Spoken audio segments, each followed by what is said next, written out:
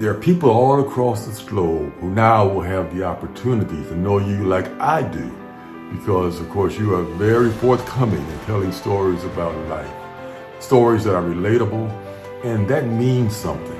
How wonderful it is, and I just look forward to seeing how this platform, this new platform, will just rise and grow and really be a vessel through which you can be a blessing to folk all over this world, and Lord knows we need it. Today I want to talk about lessons from the parable, Jesus' parable of the Good Samaritan. And this is a story that many of us grow up with in the church about a man who is picked on by robbers. They beat him, they strip him, they leave him half dead. But then a Samaritan comes by to pick the man up on the road, and the Samaritans and the Jews didn't get along very well together.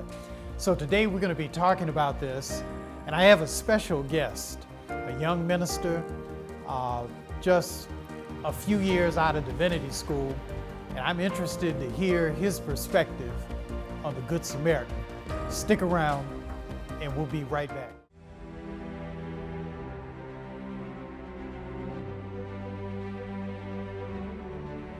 You know why I really love Nick Hood as a minister? I watched his father do it, and he took over for the church, and he was one of us, but he really turned out to be a great minister.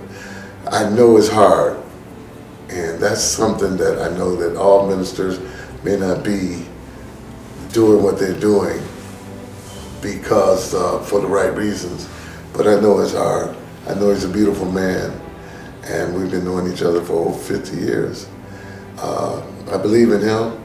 He's inspired me in so many ways to do what I'm doing and try to be the best at it. Make sure you watch Nick Hood's ministries. You'll never be the same.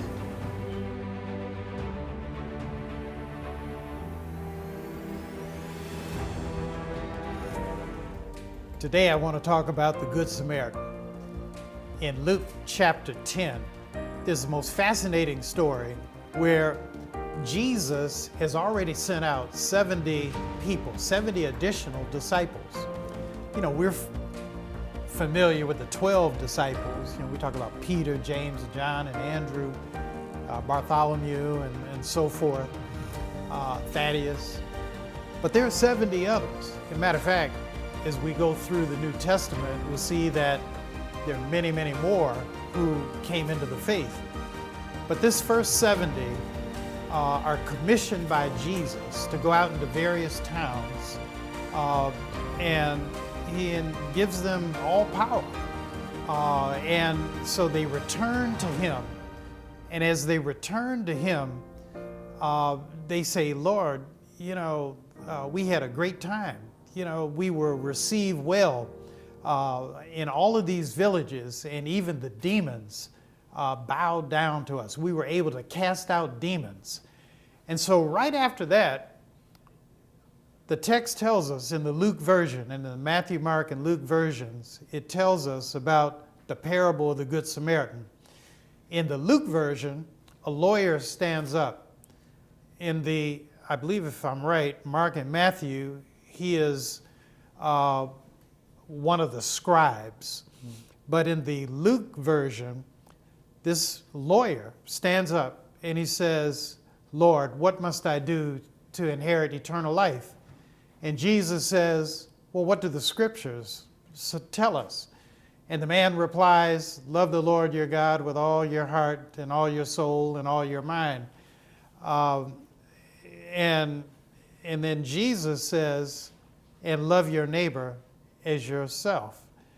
And then the man looks at Jesus and he says, he's being smart alecky. In the Luke version, it says, he says this question to justify himself, and who is my neighbor? And Jesus replies, there was a man going down from Jerusalem to Jericho. He's telling a parable. And remember what a parable is. A parable is a story, but it's not necessarily something that has, actual events. He said a man was going from Jerusalem to Jericho. Now, I don't know if anybody looking at this has ever gone from Jerusalem to Jericho, but I have. And it is a winding road. It's not far from Jerusalem. It's below Jerusalem. Jerusalem is here. Jericho is down here. The man is traveling down this road from Jerusalem to Jericho. In today's world, Jericho is actually led by a Palestinian government, form of government. And, we had to go through an Israeli checkpoint. I went there in 2018 to get into Jericho. But one of the things that amazed me about Jericho that I never read in the Bible, I kept wondering, why is Jesus always in Jericho? But Jericho sits over freshwater springs. And in today's world, as in the ancient world, anybody who controlled water had power. And so Jericho is important. It had freshwater springs emanating from under the earth. It also, because of those freshwater springs, is a place that is just wonderful for vegetation. And so you have all kind of plants, you have all kinds of fruits and vegetables that grow there. And the man is on his way to Jericho. On the way to Jericho, he is besought by robbers. They beat him, they strip him of his clothes, they leave him half dead, they rob him, they take his money. A Levite comes down the road who's of the priestly class. He does not stop for the man. Matter of fact, he crosses the road to the other side. A priest follows him who also crosses the road to the other side. They don't want anything to do with this half-naked, half-dead, beaten man. Finally, a Samaritan comes down the road. The Samaritan crosses the road to be with the injured man. He binds his wounds. He not only binds them, the text tells us that he took wine and he took oil. He mixed them together. Maybe those with knowledge about ancient medicine would know what was really going on there. But it says he bound his wounds. Then he put the man on his beast. And then he took him into Jericho. They found an inn. And there at the inn in Jericho, the man, this stranger, this Samaritan, goes into his wallet and he comes out with 2 denarii, which, from what I understand, is the equivalent of 2 days worth of wages during that time. He comes out of his wallet with 2 denarii. He gives it to the innkeeper, and he says, "Keep this man here until I come. These denarii are my surety that I will return. And if it requires any more payment when I return, I will certainly pay for this man." And so Jesus then looks at the lawyer and he says, "Which one of these 3 men was the neighbor?" And he said, "Well, the man who stopped to help him." And Jesus said, "Well, then go and do likewise." And, to put one more point into this, it's significant that Jesus says he's a Samaritan. Now, why this? Well, the priest and the Levite are obviously Jews. The Samaritans worship the same God as the Jews. They were in the northern kingdom. The Jews worship God in the southern kingdom, in Jerusalem. In the northern kingdom, the Samaritans worship God in, I believe it's called Mount Gerizim. But there's another significant point about the Samaritans, and guess what this was? The Samaritans were light-skinned, just like me. They were light-skinned. And why were they light-skinned? In the black community, I don't know if the white community goes through this ritual that we go through in the black community, but in the black community, we're fixated on color. how dark, how light is a person, and we have language that we use to describe a person, that you've never seen before. Well, he's, real bright skin. He's, dark skin, light brown skin, so forth. In some of my mission work to refugees of war from Liberia in Cote d'Ivoire, they describe me as the bright man with the money. If you can imagine that, they say, when is the bright man with the money returning? And one day I'm going to bring a guest on this show to talk about some of my mission work where I literally was the bright man with the money. But in the case of the Samaritan, and why it was such a big deal for Jesus to say this man was a Samaritan in particular, was that the Jews hated the Samaritans. And they hated them because their light skin was a bellwether. It was a sure enough signal that these people were the product of intermarriage with the Assyrians when Assyria took over the northern kingdom.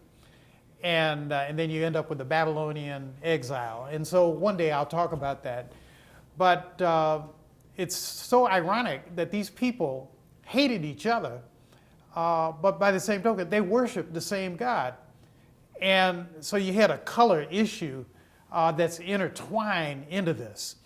And it's ironic that the person that the Jews hated most in the parable that Jesus tells of the Good Samaritan is the man who actually stops to help this injured individual.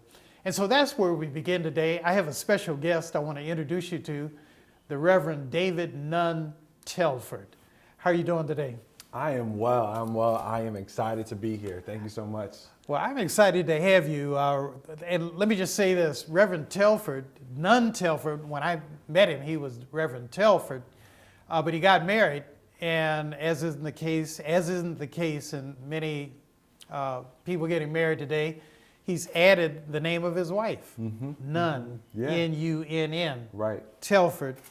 And Reverend Telford is, can I say your age? Yeah, absolutely. He's 32.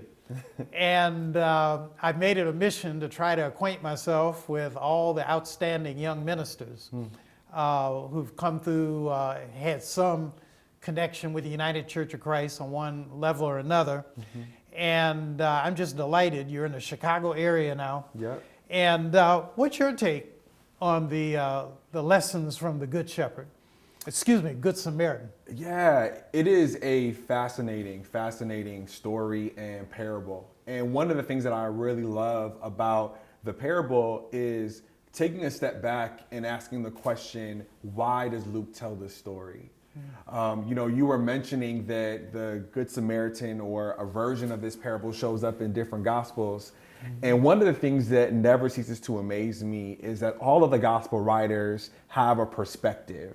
They have an angle, right? I want the viewers at home to know that anytime you're reading any of the Gospels, you need to take a moment and ask the question, who is the author talking to and why?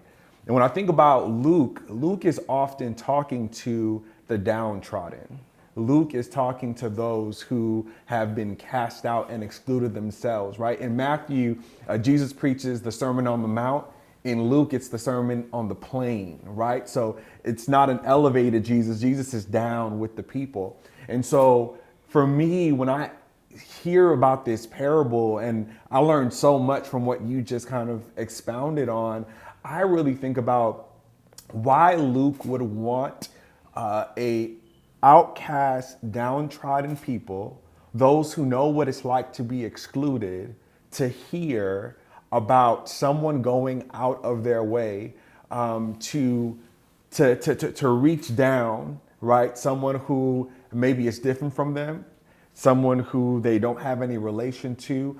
Someone's going to stop and care about them. And for me, maybe, right, one of the reasons why Luke wants to tell that story is because he wants people to know that there is a God that cares about them. that as much as they may be ignored by the world, as much as they may have been excluded, as much as they may have been beat down by systems of injustice themselves, there is a God that cares about them and will stop and see about them even when the rest of the world walks on by. So for me, the why behind this parable is a phenomenal. But then the second piece that stands out to me is thinking about what the text bears witness to. There is a New Testament scholar, Dr. Shively Smith. And Dr. Shively Smith, I was taking a course with her one time, and she always asked the question, what does this text bear witness to? And one of the things that you illuminated that I just want to double click on, if I will, is the fact that this Samaritan knows what it's like to be excluded. And I just wonder what it must have been like for the Samaritan to see this person beat up, left for dead, maybe having even seen others ignore them. And I just feel as if the Samaritan might have known what that felt like in one way or another and decided that regardless of the racial rules of the day, regardless of whatever the mores or the boundaries may have been, I know what it's like to be there. And I'm gonna stop what I'm doing. I'm gonna take out of my own resources and I'm gonna reach down because I know what it's like to be there. And so when the question comes up, what does this text bear witness to? Maybe it's about what it's like to know what it's like to be in a situation and not care about what the optics may be, not care about what the boundaries may be, and to stop and pause long enough to recognize the humanity in someone else and say, I know what it's like, I'm gonna reach out to you, right? So Dr. Smith often asks, like, what is this text asking us to leave behind, right? What story do we leave behind for the other generations, right? And I wonder if we could leave behind a story of what it's like for us to recognize someone who's gone through something that we went through, right? Someone who's been in a situation that we were going through, and everybody may ignore them, but like, no, I got you because I know what it's like to be there. Reverend David Nunn Telford, I like that. I know what it's like. Matter of fact, that sounds like a good sermon title. Yeah, right. Folks, we're going to take a break, and when we come back, we're going to hear a little bit more from Reverend David Nunn Telford and the story of the Good Samaritan. Stick around and we'll be right back. This is a new ministry which is just starting. Reverend Hood needs your help in sharing the good news of Jesus Christ and his power throughout the world. If you would be so kind as to send a donation to Nicholas Hood III Ministries of any amount, Reverend Hood will send you a free complimentary copy of his book of original personal prayers and beautiful photographs entitled The Test, The Strength, The Endurance, and The Way Out. We appreciate your support, and in this way, you can partner with Reverend Hood in sharing the good news of Jesus throughout the world. Please make your check out to Nicholas Hood III Ministries and mail it to 4535 Chrysler Drive, Detroit, Michigan, 48201. Thank you for sticking around for this segment. And again, for those who may be new to this is a new ministry, and it requires a lot. But I tell you, it's the most encouraging thing in the world.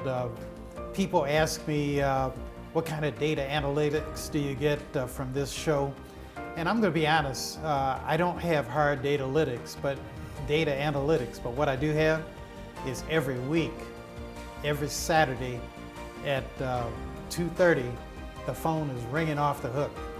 And I'm receiving support from, most recently, from a fellow named Charles Johnson in New York.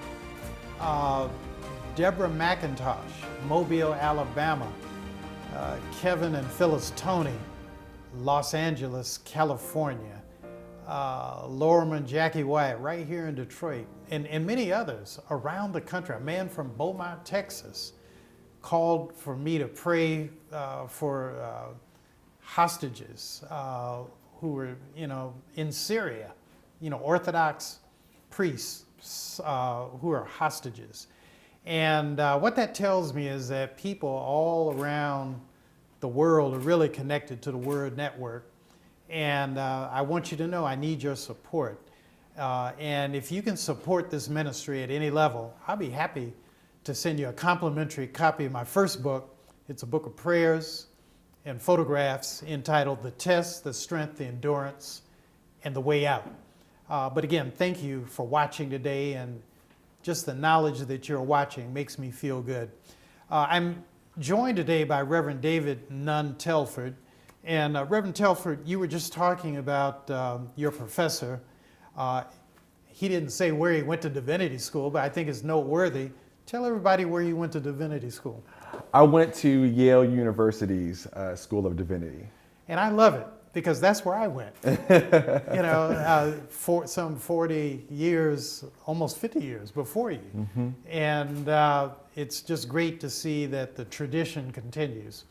But can you illuminate a little bit more on what you were saying about what your professor had lifted up before your class, that Jesus was looking at that Samaritan as a person who could look at the injured person, right, and to say, I know what it's like. Yeah. I know what it's like. Absolutely. So tell us a little more. Absolutely. Yeah. So, every text bears witness to something, right? Yes. Mm-hmm. Texts are testimony, right? It is a story that is being transmitted to a community that wants to tell a story about themselves, but also about God and the way that God is working in their lives. And so one of the things that this text bears witness to is someone who is at the margins of a society and knowing what it's like to be excluded, knowing what it's like to perhaps even incur some type of harm, and then coming across someone who is in that exact position, right? Many scholars and preachers and, even just people like you and me will have the question, why didn't the other people stop, right? And we have all these different theories about them being busy and there being laws and, someone who is injured may be considered, according to some of the Deuteronomic law, like unclean as they go into worship and things like that. But there's a certain level of vulnerability that the Samaritan had to take on this windy, dangerous road, as you know. And I think that the only way that they get there is they have to throw out all consideration and just say, what have I felt like when I've been in that position? How would I have wanted to be treated when I was at my lowest, when I was the most helpless, and maybe no one stopped for me? Or maybe someone did and I want to pass it on. And so the text itself bears witness to someone who says, I'm going to be vulnerable enough to do this thing and to show up in the world in the way that I really would have wanted someone to show up for me. And I imagine Luke hearing this story, right? As Luke is going around and hearing the oral transmission of this being passed down from generation to generation, I just believe that Luke's ears perked up because Luke knows the community that they are writing for. And so Luke says, I know some people who need to hear this. I know some people who are living in the shadow of the Roman Empire, who know what it's like to be cast out, who know what it's like to have their entire livelihood heavily taxed. Some people who perhaps are told by an empire that they don't matter, right? Mm-hmm. And they need to hear a story that lets them know that they serve a God and they are living in a universe that will take time to see about them. Reverend, when you speak of the courage of vulnerability, what that speaks to in my mind is that being a good Samaritan is not all that it's cracked up to be. I live in Detroit, Michigan. I saw a man get shot one night. Believe it or not. I mean, that's the most extraordinary thing. Yeah. On my way home, at the time, this is 20-some years ago. I was a member of the Detroit City Council. Wow. I'm riding in a city vehicle on the continuation of my street, McClellan Street. I live on Lodge, and these two guys are fighting, and I slow down, and next thing I know, and it's near dark, I see a man hold his hand out, and then I see a flash of light. Yeah. And I'm saying to myself, my God, that man just shot another man. And I watched the guy, he stagger away up the street toward me, toward my car. Yeah. And all I'm thinking about is, I'm in a city vehicle with a city telephone. I called 911, and I told him, I said, I just saw a man get shot. And then the man finally falls out. For those of you in Detroit who know the area, Kercheval Street, he falls out on Kercheval. I swing around behind him so nobody can run over him. But eventually, the police come. But before the police come, a lady who happens to, not that it matters, but she's white, she gets out of her car with a pillow from her trunk, puts it under, she must have been a nurse, but she puts his head on the pillow and starts CPR on the man. In my case, I'm terrified because the shooter saw me. And, as it turned out, I think the man lived because the police never called me back. I talked to the police, I gave them my name, my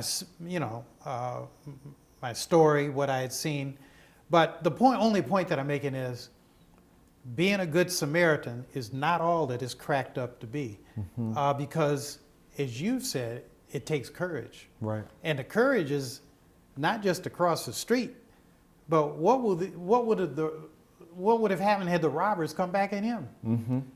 And for him to help that man, he's got to bend down, and he becomes even more vulnerable. Reverend Nunn Telford, we are about out of time. Okay. But I'm so glad for those of you who are watching, Reverend Nunn Telford is going to be with me for the next 4 weeks. And I think it's refreshing hearing your perspective. And for those of you who are just tuning in, I've been talking with the Reverend David Nunn Telford, 32-year-old, relatively recent graduate of the Yale Divinity School. And I'm just so proud of you and how you're doing. We've got to wrap this up now, but thanks so much for watching. And again, I'll be on this channel 2:30 p.m. next week. If you have a prayer issue, call the 1-800 line that is on the screen right now. If you think you can support this ministry, I hope that you will do so at whatever level. And as I shared earlier, I'll be happy to send you a complimentary copy of my first book, The Test, the Strength, the Endurance, the Way Out. God bless, God keep you, and remember, I am praying for you.